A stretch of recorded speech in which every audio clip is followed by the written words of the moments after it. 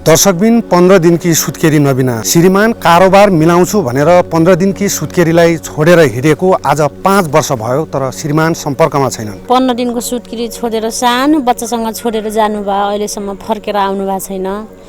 तर के गर्नु, अझै पनि पर्खेर बसिरहेको छु, आउनु भएन, अझै पनि फोन सम्पर्कमा हुनुहुन्न।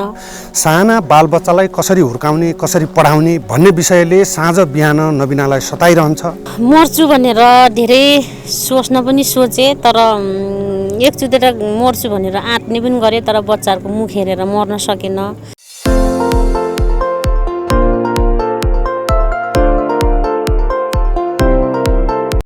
कसरी सम्झिनुहुन्छ जीवनलाई? एकदम सङ्घर्ष, दुःख। के सोच्नु भएको थियो जीवनमा? अब श्रीमानसँग सम्बन्ध राम्रो भइदिएको भए यति खुसी हुन्थ्यो होला मन। श्रीमानले चाहिँ छोडिसकेपछि अब नराम्रो सोच्ने रहेछन्, जवाब लगाउँछन्, हेप्दो रहेछन्। त्यही त अनि जीवनको सङ्घर्ष भनेको। अब के गर्नु, दुःख लाग्छ, मान्छेहरूले नराम्रो नजरले हेर्छन्। राम्रो खायो भने यसलाई के गरेर लगाएर खाइरहेछ, उसको श्रीमानले हेर्दैन भन्छन्। तर टोटल आफूले कसरी लगाएको छ, कसरी खाएको छ, तर आफूलाई भोकेल नै थाहा हुन्छ नि त, बाहिर हेर्नेलाई थाहा हुँदैन। तर धेरै मान्छेहरूले नराम्रो दृष्टिकोणले हेर्ने, नराम्रो बोली वचनहरू व्यवहारहरू देखाउनुहुन्छ। धेरै ठाउँमा देखाउनु पनि भएको छ। श्रीमानसँग सँगै जिन्दगी बिताउने सपना थियो, छोराछोरी ठुला क्लासमा पढाएर धेरै ठाउँमा प्रगति देखाउँला अनि यति सपना थियो, तर सपना पुग्न सकेन। चकनाचुर बनाउनु भयो श्रीमानले। 15 दिनको सुत्केरी छोडेर सानो बच्चासँग छोडेर जानुभयो, अहिलेसम्म फर्केर आउनु भएको छैन।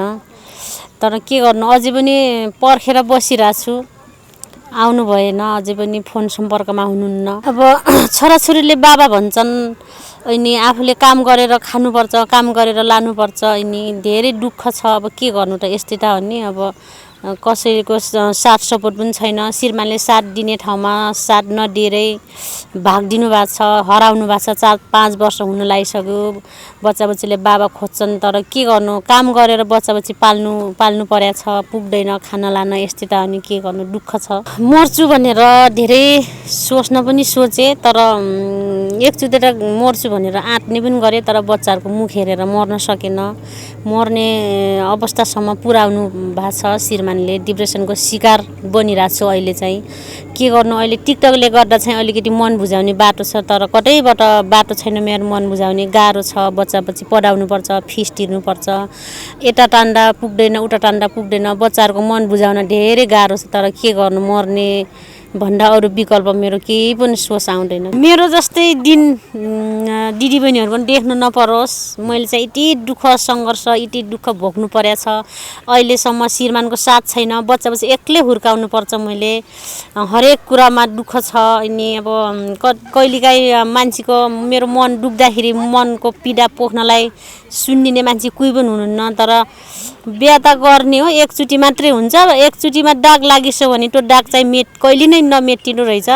बिहा गर्नु पर्यो भने दिदीबहिनी अब यता अब ब्याकग्राउन्डहरू सबै चिज बुझेर हेरेर मात्र बिहा गरिदिनु होला भन्न चाहन्छु। यो भिडियो हेर्दै हुनुहुन्छ भने तपाईँको श्रीमती अहिले पनि तपाईँलाई कुरेर बस्नु भएको छ। जहाँ हुनुहुन्छ तपाईँ सम्पर्कमा आइदिनु होला। मान्छेको जीवनमा एकपटक कारोबार बिग्रिन सक्छ, तर जीवनलाई सहज तरिकाले अगाडि बढाउनको लागि श्रीमान र श्रीमतीको ठुलो भूमिका हुन्छ। यति बेला तपाईँ जहाँ हुनुहुन्छ तपाईँको श्रीमतीले, तपाईँको बालबच्चाले तपाईँलाई कुरेर बसेका छन्। यो अबोध साना बालबालिकाको भविष्यको लागि भए पनि तपाईँ सम्पर्कमा आइदिनु होला र उहाँले अझै पनि तपाईँको बाटो कुरेर बस्नु भएको छ। यो अवस्थामा यो भिडियो धेरैभन्दा धेरै सेयर गरिदिनु होला। हामीले स्क्रिनमा एउटा फोटो राखेका छौँ, उहाँको श्रीमानको फोटो। जब उहाँ कति दिनको 15 दिनको सुत्केरी हुनुहुन्थ्यो, त्यसपछि उहाँ नेपालगञ्ज मेरो कारोबार मिलाउँछु भनेर गएको। आज 5 वर्ष भयो, 5 वर्षसम्म उहाँ फर्केर आउनु भएन। उहाँ आफ्नो श्रीमानलाई भेटाउने आशमा अहिले पनि उहाँको बाटो कुरेर बस्नु भएको छ। उहाँको श्रीमान जहाँ हुनुहुन्छ यो भिडियोलाई धेरैभन्दा धेरै सेयर गरेर उहाँको श्रीमानलाई घरसम्म फर्काउनको लागि सबैले सहयोग गरिदिनु होला।